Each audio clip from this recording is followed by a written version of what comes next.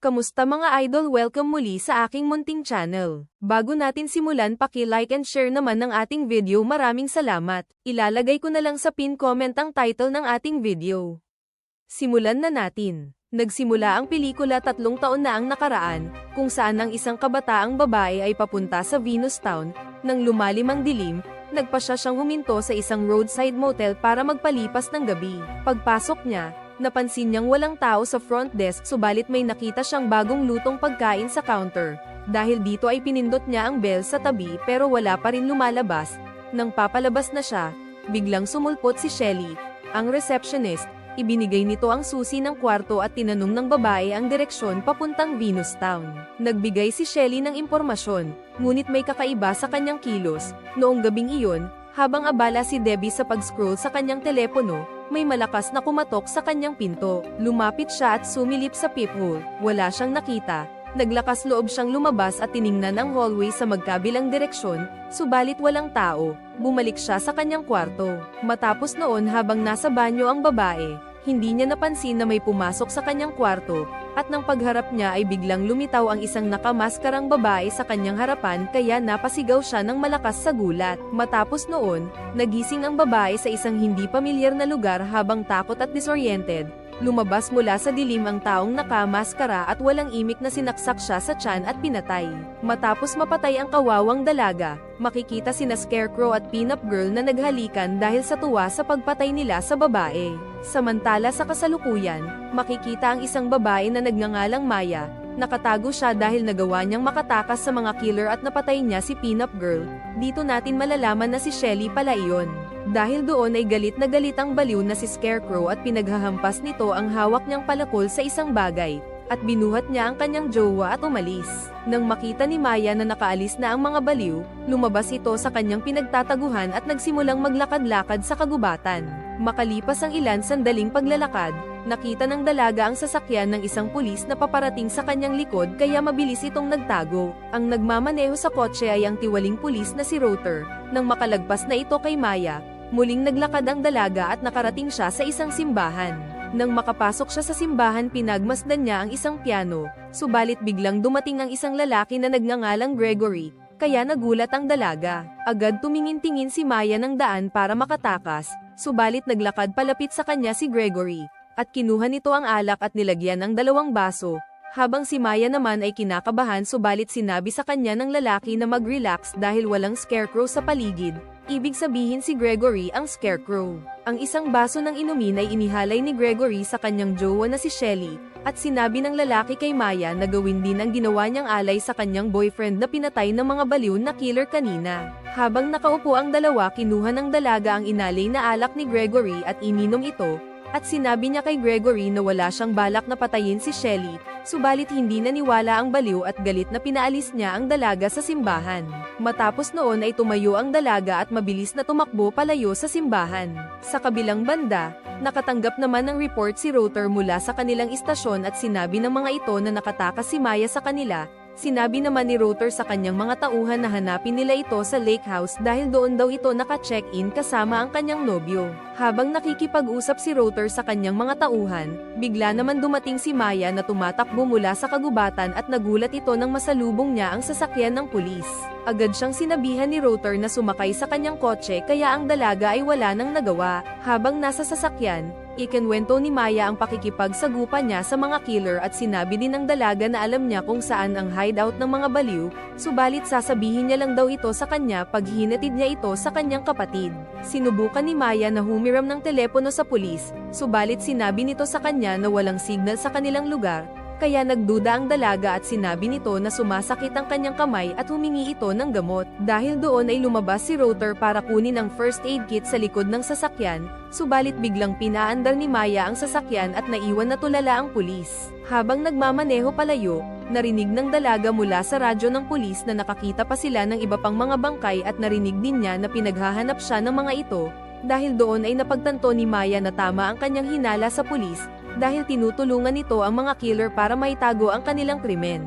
Dahil doon ay naghanap ang dalaga sa loob ng kotse ng kahit anong bagay na may pakinabang, subalit hindi niya napansin ang kasalubong na sasakyan, kaya nabangga siya sa malaking puno. Biglang dumating si Scarecrow at sa pilitan niyang inilabas ang dalaga sa loob ng sasakyan, kinaladkad niya ito papunta sa kanyang sasakyan at isinakay. Itinali nito ang kanyang mga kamay pagkatapos ay umalis. Pagtingin ng dalaga sa paligid, nakita niya ang malamig na bangkay ni Shelly habang nakatingin pa ito sa kanya, at napansin din niya ang tato nitong Smiley. Biglang nag-flashback ang eksena kung saan ang batang si Gregory ay anak pala ng tiwaling pulis na si Router. Pinatay ni Gregory ang isang kaklaseng nagngangalang Tamara. Dahil dito nais ng mga tagapaglitis na ipadala siya sa kulungan.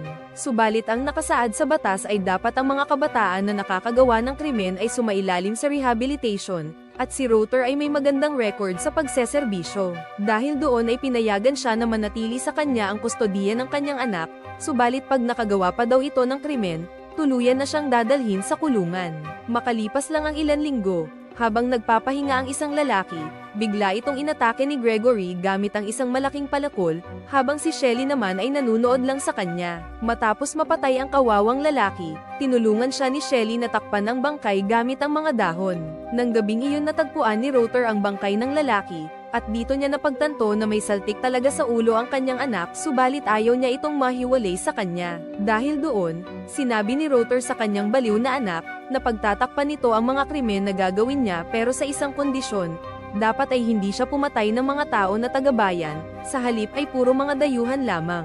Balik sa kasalukuyan, dinala ng mga baliw si Maya sa kanilang kuta. Makikita sa kanilang kuta ang mga iba't ibang gamit na ginagamit nila sa pagtapos sa kanilang mga biktima, at makikita rin dito ang mga gamit ng kanilang mga pinatay. Habang pinagmamasdan ni Maya ang baliw, sa huling pagkakataon ay nagpaalam ito sa kanyang jowa na si Shelly at binuksan ang isang makina na panggiling ng mga kahoy. Napaluhan na lang ang dalaga nang makita niyang ginigiling ng makina ang bangkay ng kawawang si Shelly. Matapos noon ay bigla siyang pinalo ng baliw ng kanyang paboritong palakol, kaya ang dalaga ay nawalan ng malay. Kinabukasan, habang kumakain si Router sa karinderiya, biglang dumating sa lugar ang kapatid ni Maya na si Hannah, kasama ang asawa nitong si Howard na siga pa maglakad, at ang kanilang gwardya na si Pedro. Ipinakita ni Howard ang larawan ni Maya sa mga tao habang sinasabi nito na ang kasintahan ng babae ay pinatay kamakailan lang dito sa bayan, kaya kailangan nilang mahanap si Maya bago pa man ito patayin. Subalit nananatiling walang reaksyon ang mga tao, kaya nipilitan magsalita si Hannah upang makakuha ng anumang impormasyon tungkol sa kanyang kapatid, hanggang sa lumapit ang babaeng waitress at sinabi nito na nakita niyang kumain ang kanyang kapatid sa kanilang karinderiya, subalit sinabihan siya ng mga tao na nangingialam daw ito kaya hindi na ito nagsalita. Nang maglaon, habang masayang nanunood ang babae sa channel ni Kwento Pelikula at nag-like, lumapit si Hannah upang tanungin ito sa iba pang impormasyon. Dito ay sinabi ng babae na sa kanilang bayan ay marami ng pinatay sa loob ng ilang taon, subalit hindi ito nangyayari sa kanilang mga taga doon, sa halip ay puro dayuhan ang mga biktima. Bago umalis ay sinabi din ng babae na alam ng pulis na si Router ang mga nagaganap na patayan sa kanilang bayan, kaya makakahanap ito ng mas mahalagang detalye mula sa pulis. Sa kabilang banda, nagising naman si Maya sa isang underground na kuta. Kahit nahihilo at nanlalabo ang paningin, naramdaman niyang nilalagyan siya ng tato na Smiley ni Scarecrow, ang tato na katulad sa mga pumapatay. Samantala sa daan, sinundan naman nila Hannah ang sasakyan ng pulis na si Router, at nagtungo ito sa isang morgue. Ipinakita ng pulis na si Walter ang tatlong bangkay na nakita niya sa lake house, at sinabi nito kay Router na lahat sila ay mga dayuhan. Alam ni Walter na ang anak ni Router ang pumatay sa mga dayuhan, subalit hindi sumunod si Gregory sa kanilang kasunduan sa husgado na hindi na ito papatay, dahil doon ay gustong ipaalam ito ni Walter sa mga nakakataas. Dahil talagang ayaw mawala ni Router ang kanyang baliw na anak, bigla niyang inatake si Walter sa ulo kaya ang kawawang pulis ay bumagsak na lang. Matapos noon ay kumuha ito ng itim na bag at inilagay niya dito ang katawan ni Walter, at agad niya itong dinala sa kanyang sasakyan upang dalhin ito sa malayo. Subalit sa di kalayuhan ay nakita naman siya nila Hannah. Samantala nakahanda naman si Maya na lumaban para sa kanyang buhay, subalit biglang kinuha ng baliw ang maskara ni Shelly at sa pilitan itong pinasuot sa dalaga. Matapos maisuot ang maskara, bigla itong hinalikan ni Scarecrow subalit nanlaban si Maya at tinanggal ang maskara. Sa halip na magalit, binalik ito ni Scarecrow sa mesa at tahimik na umalis. Nang gabing iyon lumabas ang mga baliw sa kanilang lungga, at isinama nila ang dalaga para sa bagong krimen, at muling ipinasuot ni Scarecrow ang maskara ni Shelly kay Maya, Dito ay malinaw ang layunin ng baliw na gusto niyang maging jowa ang dalaga bilang kapalit ni Shelly. Muling bumalik ang eksena sa gasolinahan ng Venus Town sa nakalipas na 12 taon, nakatambay naman sina Shelly at Gregory sa Alphamart na ngayon ay binata at dalaga na. Habang naghahanap ng kanilang mabibiktima, biglang nakaramdam ng gutom si Shelly kaya pumasok ito sa loob upang bumili ng kanilang pagkain. Subalit napansin siya ng isang manyak na lalaki at lumapit ito sa kanya at sinimulan niya itong bastusin. Habang nakikipaglandian ang mahilig na lalaki, biglang dumating ang jowa nitong galit na galit kaya nagtalo ang dalawa habang si Shelly naman ay iniwan sila, at bumalik kay Gregory at sinabi niya dito ang ginawa sa kanya ng lalaki. Dahil doon ay nagpasya ang dalawa na yung magjowa ang kanilang magiging biktima. Habang nasa motel ang magkasintahan, naghanda naman sina Shelly at Gregory para sa kanilang gagawing krimen at nagtungo sila sa kwarto ng magjowa. Pagpasok nila sa kwarto, biglang natigilan ang dalawa sa kanilang balak nang makita nila ang babae na duguan at wala ng buhay ang lalaki. Dahil sa nasaksihan ng dalawa, natuwa naman ang mga ito kaya inalok nila ito ng pagkain bilang pag-alok sa kanya na sumali sa kanilang grupo. Bumalik sa kasalukuyan ng eksena, at makikita ang tatlo na nakatambay sa gasolinahan habang pinagmamasdan nila ang mga taong naglalabas-pasok sa Alphamart. Ilan sandali lang napansin ni Dollface at Gregory ang magjowa na lumabas habang masayang nagtatawanan, dahil doon napagpasyahan nila na sila ang kanilang magiging biktima. Umalis ang tatlo upang sundan ang magjowa sa motel kung saan sila nagpalipas ng gabi. Nang makapasok na ang magkasintahan sa kanilang kwarto, agad naman winasak ni Scarecrow ang pinto at sinugod ang kawawang babae habang hinampes niya naman ng palakol ang nobyo nito. Itinali nila ang magkasintahan habang takot na takot, at tinanggal ni Scarecrow ang tali ng dalaga at inutusan niya ito na patayin sila habang yung babae naman ay nagmamakaawa na palayahin na sila. Subalit hindi yun kayang gawin ni Maya kaya itinulak niya ito palayo, at walang awa niyang tinadtad ng palakol ang lalaki sa tabi mismo ng babae. Nang makita ni Maya na abala ang baliw, agad niyang kinuha ang hawak na itak ni Dollface at isinaksak ito sa kanya. Matapos makita iyon ni Scarecrow, natuwa pa ang baliw at pinuri niya ang ginawa ng dalaga, at inilapit niya ito sa babae upang tapusin na din. Subalit muling tumanggi si Maya sa nais ng baliw na Scarecrow, ngunit hinawakan nito ang kanyang kamay at dahan-dahan sinaksak ang kawawang babae hanggang sa tuluyan na siyang kinuha ni Lord. Matapos noon ay tinanong ni Scarecrow ang dalaga kung masarap ba ang pakiramdam ng pumatay habang kinukuha nito ang itak sa katawan ng babae, subalit nang makita ni Maya ang dugo muli itong natakot. Umalis ang dalawa sa motel gamit ang sasakyan ni Scarecrow. Habang nagmamaneho biglang tumawag si Rotor sa kanyang baliw na anak at sinabi nito na sinusundan siya ng kapatid ni Maya. Sinabi ni Rotor na dadalhin niya sila kung saan giniling ni Scarecrow ang katawan ni Shelly, kaya nagtago ito sa kakahuyan at pinatay ang mga ilaw ng sasakyan. Dahil doon ay nagulat si Hana dahil wala na si Rotor, kaya inakala nila na binilisan nito ang pagpapatakbo kaya sinabi na lang ni Hana kay Pedro na magpatuloy lang ito sa pagmamaneho. Hindi nagtagal ay nakarating sila sa isang camper van, at nagduda si Pedro na nagtatago lang kung saan si Rotor dahil wala doon ang kanyang sasakyan. Bago lumabas ng kotse binigyan ni Pedro si Howard ng baril, at nagtungo sila sa van upang mag-imbestiga. Pagpasok ni Pedro agad niyang chinek ang loob at nang makita niyang safe ito, pinapasok na din niya ang mag-asawa at sinabi niya sa mga ito na mag-iimbestiga siya sa labas habang sila naman ay manatili lang sa loob at mag-lock ng mga pinto. Lumabas si Pedro at nakarating sa lugar kung saan kinatay ng baliw si Shelly. Habang naglalakad nakita niya ang itim na bag na walang laman at may dugo ito. Nagpatuloy siya sa paghahanap kay Rotor hanggang sa makita niya ang isang makina ng kahoy na umaandar pa at maraming dugo. Lumapit pa ito sa makina at doon niya nakita ang mga laman ng isang tao na pira-piraso at ang mga mata. Paglingon niya biglang nagpakita si Rotor habang nakatutok ang baril nito kay Pedro, kaya napilitan siyang ibaba ang kanyang hawak na baril. Nang wala ng armas si Kalbo agad siyang binaril ni Rotor at iniwan niya itong walang buhay.